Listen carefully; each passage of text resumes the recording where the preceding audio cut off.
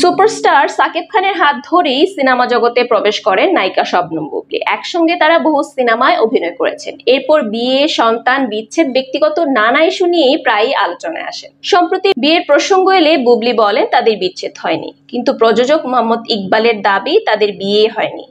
সাকিব বুবলী ইকবালের সিনেমায় কাজ করেছেন। সাকিবের সঙ্গে ইকবালের সম্পর্ক বন্ধুর মতোই ছিল একসময়। সম্প্রতি দেশের এক গণমাধ্যমে ইকবাল বলেন, সাকিব খান ও বুবলীকে নিয়ে পাসওয়ার্ড সিনেমা নির্মাণ করেছিলেন ইকবাল। বীর সিনেমায় শুটিং এর সময় সেখানে উপস্থিত ছিলেন তিনি। বুবলীর অন্তঃসত্ত্বা হওয়ার খবর জানতেন ইকবাল, কিন্তু পুরো শুটিং ইউনিটকেই বিষয়টি গোপন রাখতে বলেছিলেন তিনি। বিষয়গুলো উল্লেখ করে ইকবাল বলেন, সাকিব খান ও বুবলীর বিয়ে হয়নি। সাকিব নিজেই আমাকে একাধিকবার এই কথা বলেছেন, তবে বুবলী বলেছেন তাদের কাবিন হয়েছে।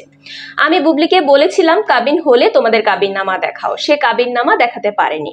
বীর সিনেমা শুটিং এর কথা উল্লেখ করে ইকবাল বলেন, যখন বীর সিনেমার আইটেম গানের শুটিং হয় তখন আমি ক্যামেরাম্যানকে বলেছিলাম ক্যামেরা যেন বুবলীর পেট পর্যন্ত না যায়, বুক থেকে মাথার উপরে থাকে। আসলে আমি সবই জানতাম, কিন্তু এসব বিষয় নিয়ে কখনো কথা বলতাম না।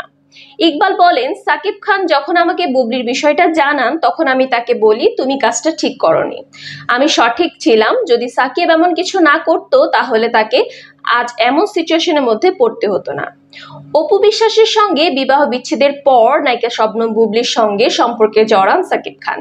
বুবলীর দাবি 2018 সালের 20 জুলাই সাকিবকে বিয়ে করেন তিনি। এরপর 2020 সালে 21 মার্চ তাদের প্রথম সন্তানের জন্ম।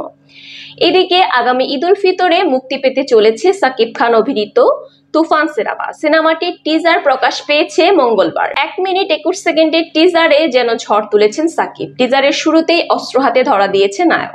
পুরো সিনেমাটি জুড়েই নায়কের দাপটে চোখ পড়ে। এর আগে কখনোই সাকিবকে এমন বিধ্বংসী রূপে দেখেননি ভক্তরা।